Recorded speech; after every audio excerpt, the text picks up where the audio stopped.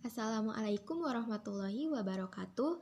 Hai semuanya, nama saya Saidatun Nisa dari kelas BKI 1E. Saya di sini akan memaparkan materi tentang bayangan fantasi. Ayo simak video berikut ini.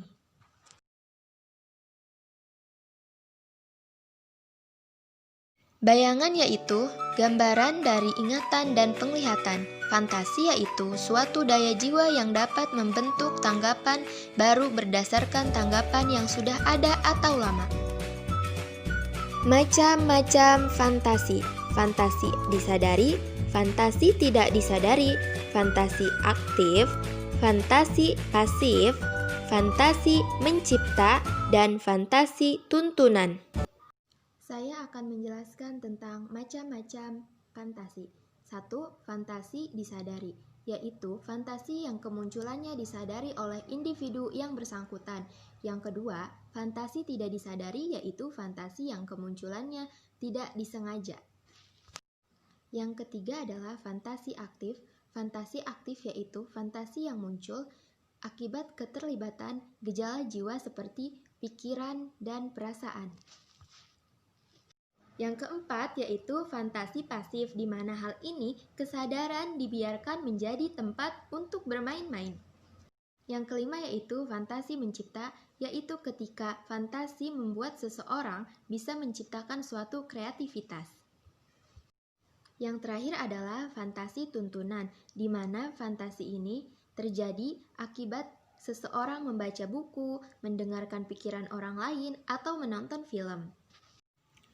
Dampak positif berfantasi dapat membantu memberi dorongan atau motivasi kepada seseorang untuk meraih sesuatu.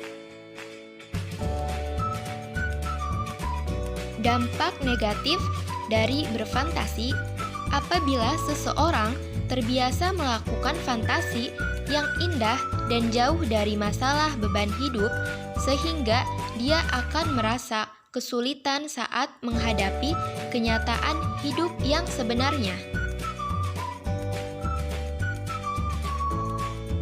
Fantasi bisa terjadi secara sadar maupun tidak sadar. Contohnya, seorang pelukis yang sedang menggambar objek yang dilukisnya berdasarkan fantasi yang dia lakukan. Sedangkan fantasi tidak sadar adalah ketika seorang anak sedang bercerita mengenai sesuatu hal yang sebenarnya merupakan suatu fantasi yang dimilikinya.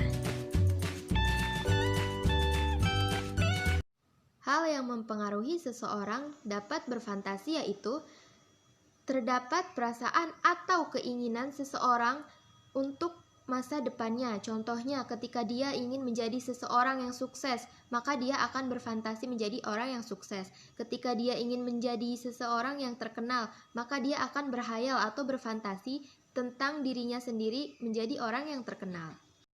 Hal yang dapat mempengaruhi seseorang untuk berfantasi yang kedua yaitu ketika adanya waktu luang. Biasanya orang-orang yang suka berfantasi menggunakan waktu luangnya untuk berhayal tentang sesuatu.